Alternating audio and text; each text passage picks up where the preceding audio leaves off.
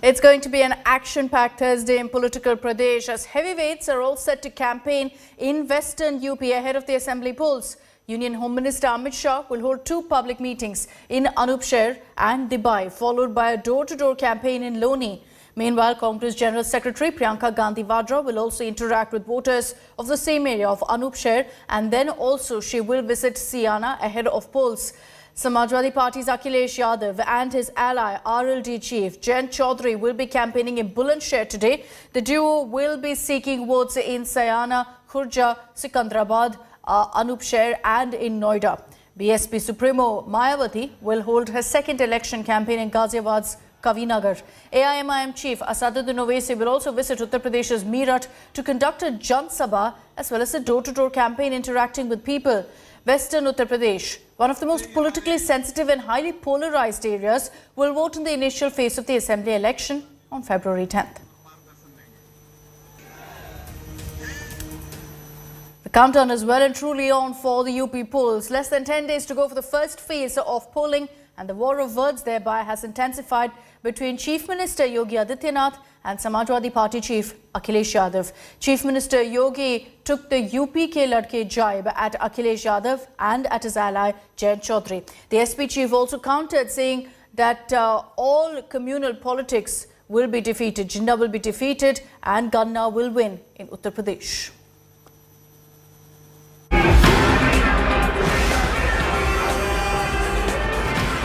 They were the original UP ke ladke. Rahul Gandhi and Akhilesh Yadav joined hands to take on BJP in 2014, but the campaign flopped. And this time UP ke ladke are back, but with a twist. With less than 10 days to go for UP polls, Chief Minister Yogi Adityanath has taunted the Akhilesh Jayant Jodi by branding them UP ke ladke. ये दो लड़कों की जोड़ी 2017 में भी बनी थी, 2014 में भी बनी थी। 2017 में प्रदेश की जनता ने एक दिल्ली में रहने वाले और एक लखनऊ में रहने वाले दोनों जोड़ी को कहा था कि तुम जिस लायक हो ही नहीं भाई। Back in the day, when UP ke ladke Akhilesh and Rahul came together, it failed to generate any buzz. Yogi Adityanath says that UP ke ladke 2.0 won't be any different. ये कवायद के दिन तक भी तुम्हारी जो है, कयामत के दिन तक भी तुम्हारा ये सपना साकार नहीं होने वाला है, ये मान करके चल लो। लेकिन ये देख लो, 10 मार्च के बाद ये पूरी गर्मी शांत करवा देंगे। Now the bitter rivalry from past has once again come back into the focus, but with a new face. Speaking exclusively to India Today, Akhilesh Yadav trained guns on Yogi Adityanath. Uttar Pradesh को double engine की सरकार ने बर्बाद कर दिया। शिक्षा का क्षेत्र बर्बाद है, रोजगार है नहीं, तो गर्मी तो स्वाभाविक आएगी। जो खिसियाता है, जिसके पास जवाब नहीं है, वो गर्म होता है। गर्म वो नहीं होता है जिसके पास जवाब हो। Jayant Chaudhary too did not pull any punches to target UP Chief Minister. लोग उत्तेजित हैं, लोगों का अपमान आप नहीं कर सकते। हाथरस की घटना लोगों को याद है, जिस तरह से लाठियां चलाई गई वो याद है। किसानों का आंदोलन इतने लंबे समय चला, आपने वो जो कील बिछाई, लखीमपुर में गाड़ी रौंद के चली गई, वो सबको याद है। Will this new brand of UP ke ladke be able to do what old alliance could not? We will know on 10th of March. Bureau Report, India Today. Its controversies galore also in the battle for Uttar Pradesh. RLD chief Jayant Chaudhary at a political event sparked controversy with a rather sexist jibe. Speaking on the invite from the BJP to join the Saffron Party fold, Jayant said that he doesn't want to join them to become a Hema Malini. इसको तो अमित शाह ने कह दिया, योगेश आजा, तेरा हेमा मालिनी बना दूंगा। और ना जाने कैसी कैसी बातें मेरे लिए भी कह रहे हैं। कोई प्यार नहीं, कोई लगाव नहीं हमारे लिए। 7 साल में किसान घाटे। और मैं कह रहा हूँ, मुझे खुश करके क्या मिल जाएगा? मुझे तो नहीं बनना Hema Malini. Actor politician Hema Malini dragged into the Uttar Pradesh dangal yet again. This time by RLD chief Jayant Chaudhary. a crude sexist jibe naming Hema to target Home Minister Amit Shah. The RLD chief accused Amit Shah of poaching his party men by promising them Hema Malini like perks. He added that he has no intention of taking Shah's offer and turning into another Hema Malini. ने कह दिया योगेश आजा तेरा हेमा मालिनी बना दूंगा और ना जाने कैसी कैसी बातें मेरे लिए भी कह रहे हैं कोई प्यार नहीं कोई लगाव नहीं हमारे लिए 7 साल में और मैं कह रहा हूँ मुझे खुश करके क्या मिल जाएगा मुझे तो नहीं बनना Hema Malini Jayant also hit out at the BJP over Lakhimpur Kheri violence and sought the resignation of Union Minister Ajay Kumar Teni. वो 700 किसानों परिवारों के लिए क्या किया आपने? टेनी जी मंत्री क्यों बने बैठे हैं? रोज जो है सुबह उठते हैं और नफरत घोलने का काम शुरू कर देते हैं और कोई काम नहीं है. But it was the RLD chief's Hema Malini jibe which has come under strong attack from the BJP, which has asked Jayant to apologize for what they call a sexist mindset. देखिए ऐसा है Jayant Chaudhary frustration के में हैं क्योंकि हेमा मालिनी का नाम इसलिए ले रहे हैं एक बार हेमा मालिनी से हार गए अब गए वो बागपत में डॉक्टर सत्यपाल सिंह से हार गए और उनके पिताजी वहाँ हार गए मुजफ्फरनगर में वो अंडर फ्रस्ट्रेशन हैं जहाँ तक किसानों का सवाल है किसानों के लिए जितना बीजेपी ने किया इतना किसी पार्टी ने किया ही नहीं है. मुझे लगता है कि किसी भी महिला के संदर्भ में उनको यह शब्द नहीं बोलना चाहिए. वह चौधरी चरण सिंह जी के पोते हैं जो आर्य समाज के मानने वाले थे और एक आदर्श नेता थे. जिस प्रकार की स्थिति उन्होंने क्रिएट किया है उसे सारे महिलाओं का उन्होंने अपमान किया है और इसके लिए सारे महिलाओं से उनको क्षमा मांगनी चाहिए. The BJP is locked in a fight with the RLD Samajwadi Party alliance for Jat votes in UP, leading to a huge war of words. न्योता उन्होंने बड़ा फीका दिया है क्योंकि 5 साल में उन्होंने किसानों के लिए कोई काम नहीं किया. अभी कल परसों ही इलाहाबाद में जिस तरह का बल प्रयोग बिहार में और यूपी में नौजवानों पे हुआ तो वो कैसे सोच सकते हैं कि इस माहौल में कोई उनके साथ हाथ मिलाना चाहेगा. With Samad Srivastav in Lucknow, Bureau Report, India Today. Let's get you some of the highlights from Rahul Gandhi, Congress MP's comments in the Lok Sabha last evening. He attacked the Modi government on a slew of issues on foreign affairs, unemployment and the Pegasus row in his speech during the motion of thanks to the President's address in Lok Sabha. His speech, of course, as always, has triggered a political face-off. Here's what Rahul said and the reactions that came in soon after.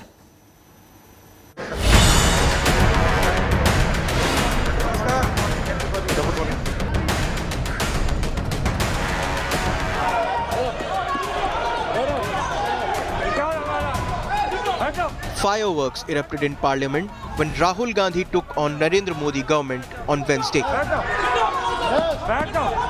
The Parliament showdown took place during the debate on President's address on government policies. The Congress MP tore into the government on a range of issues. His biggest charge, the Prime Minister was ruling like a king. Now that idea of a king has come back. That there is a king, a Shahin Shah, a ruler of rulers. It is a partnership. It is not a kingdom. Remember that. No matter what fantasies you might have, you will never ever rule over the people of the states of India. To press his point, Rahul shared an anecdote. The Congress MP alleged that a group of Manipur politicians were asked to remove their shoes before meeting Home Minister Amit Shah. He sought Home Minister's apology over the incident. Some political leader, I'm not going to name, came to me from Manipur. He said, Rahulji, a delegation of Manipuris, political leaders, senior leaders went to see the Home Minister. Outside his house, we were told to take off our shoes. And when we went inside his room, we found that the Home Minister was wearing his chappals. Sharpening his attack on Modi government, Rahul raked up Pegasus in his speech, calling the alleged Snoopgate an attack on institutional framework. When you apply Pegasus on an Indian politician, when the Prime Minister personally goes to Israel and authorizes the use of Pegasus in India, he is attacking the people of Tamil Nadu, he's attacking the people of Assam, he's attacking the people of Kerala, he's attacking the people of Bengal. The Congress MP's attacks evoked a strong reaction from the BJP. Assam Chief Minister Himanta Biswa Sarma slammed Rahul, saying the leader who fed his dog and political leaders from the northeast the same biscuit should not speak on decency. Parliamentary Affairs Minister Prahlad Joshi called Rahul a confused person, unaware of history. With explosive showdowns in Parliament marking the budget session, will political interest take precedence over real issues yet again? Bureau Report, India Today. That we have made a massive blunder. And let's move on to some other stories also. They were tracking this Thursday morning. Former Mumbai top cop has made some sensational revelations. This is all to do with the Maharashtra Hafta Gate. Parambir Singh, in his statement to the Enforcement Directorate, had said that he had direct pressure from then State Home Minister Anil Deshmukh to reinstate the then ASI Sachin Vazee into the police force with charge of an important unit in the crime branch. Parambir has alleged that he received instructions also from Aditya Thackeray and from Chief Minister Uddhav Thackeray, adding that Vazee is being strip searched and abused every day in jail to withdraw the case against Deshmukh. Meanwhile, the former Maharashtra Home Minister, in his statement to the Enforcement Directorate, has said that Parambir is the mastermind behind Mansukh Hiren's murder and the Antilia bomb scare case, adding that when the case was ongoing, Parambir deliberately gave out wrong information. So a lot of back and forth going on, but sensational allegations by Parambir Singh, where he has now dragged in Uddhav Thackeray and Aditya Thackeray as well. The debate over hijab has been reignited after there were protests in some colleges in Karnataka. In the latest, in defiance of the hijab-wearing students, a student group in Shivamogga wore saffron robes to say that this too should be allowed. The debate over wearing hijab inside educational institutions heats up in Karnataka.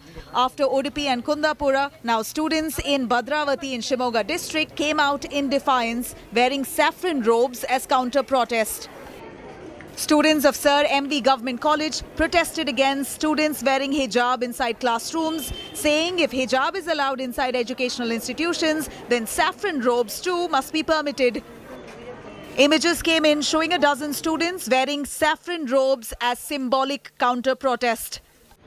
This comes just days after few female students at the Udupi Government Girls PU College were categorically told that those wearing hijab will not be allowed inside classrooms. Soon after the announcement was made, one of the hijabi students moved a petition with the Karnataka High Court seeking relief, calling it a fundamental right under Article 14 and 25 of the Indian Constitution.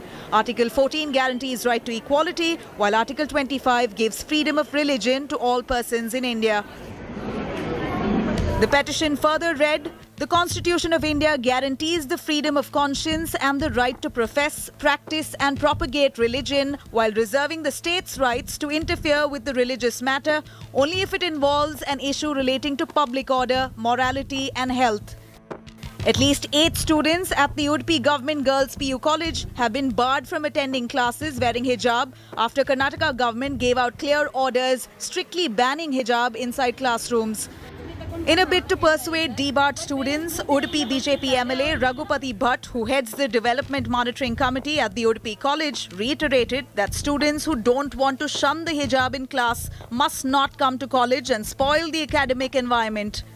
One of the protesting students retaliated on her social media platform saying, and I quote, "The college is being run on the tax money that we gave to the government. There is no necessity for anyone's interference. Our judicious fight can't be sidelined by threats." Soon after the issue kicked up a storm, the state government has now formed an expert committee to resolve the matter and has urged for status quo until a solution is found. Meanwhile, security has been beefed up around the Udupi College in question as the matter has now attracted global attention. Nabila Jamal for India Today. Days after China handed over the abducted Arunachal into the Indian Army, 17-year-old Mirantaran has narrated his shocking ordeal. He says that he was tortured, he was beaten up and given electric shocks in the Chinese camp. China's state-affiliated media, meanwhile, has come out with yet another propaganda, flaunting a PLA regiment commander who was injured during the Galwan Valley skirmish as a torchbearer in the Beijing 2022 Winter Olympics torch relay, thereby even politicizing the Olympics. Abducted, handcuffed and tortured. Days after returning home from China's trap, Arunachal teen narrates his ordeal. 17-year-old Meeram Taron was out in jungle with his friends hunting on January 18 when Chinese troops caught him. He was tortured, given electric shocks and beaten up in Chinese custody. The horror story sent shockwaves across the nation.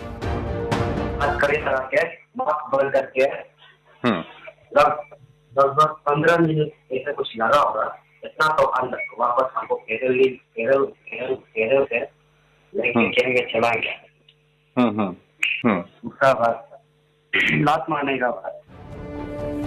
Meeram was handed over to his family by the Indian Army after being in Chinese custody for 9 days. ये human violations है and inhuman act है by the PLA। इसको हम लोग take up करेंगे, government of India और army इसको plague meeting में टेकअप करना चाहिए। The Indian Army had contacted the Chinese People's Liberation Army through a hotline and asked them to send Meeram back following the border protocol. सरकार जो है हमारे border पर रोड नहीं बनाया, हमारे गांव के लोग वहां से आ रहे हैं टाउन में। ERO की जो गति है ना, स्नेल की तरह है। शायद उन लोगों का आजकल काम करने का तरीका पता नहीं क्या हुआ है, बहुत धीमा चल रहा है। Meanwhile, the Chinese propaganda machinery is back at work. Chinese state-affiliated media has come out with yet another Galwan propaganda. It says, Kui Fabao, a PLA regiment commander who sustained a head injury during Galwan skirmish, is now a torch-bearer for Beijing Winter Olympics 2022 torch relay. It's all part of the Chinese mind game, a psychological warfare, a propaganda trying to legitimize their actions, and it's evident that the Chinese are not at all serious in resolving the border conflict. The Chinese army and leadership have been questioned on Chinese social media about the Chinese army fatalities in Galwan amidst reports that Beijing continues to hide facts on fatalities. Using a Chinese regimental commander as a Winter Olympics torchbearer, though a blatant politicization of Olympics appears to be a desperate Chinese attempt to soothe angry voices on Chinese social media. Bureau Report, India Today. The Indian cricket team has been rocked by multiple cases of COVID-19, and this is ahead of their series against the West Indies. 7 members of the Indian squad and the support staff have tested positive for COVID in Ahmedabad. 3 players from the ODI squad, Shikhar Dhawan, Shreyas Iyer and Ruturaj Gaikwad, have been confirmed to have contracted the virus. Standby bowler Navdeep Saini is also tested positive, while 3 members of the support staff, including fielding coach T. Dilip, have also returned positive tests. Meanwhile, all members of the squad are currently in quarantine in a hotel where the West Indies side as well as the match officials are also staying. India is scheduled to play the first of 3 ODIs at the Narendra Modi Stadium on February 6th. BCCI sources have confirmed to India today they'll be conducting a fresh round of RT-PCR tests before deciding on the next course of action. That's a beautiful shot. And for more details on that story and much more, remember you can always log on to our website indiatoday.in. You can also download the India Today app. That's all we have time for in this edition of First Up. Thank you for watching. Have a great day ahead.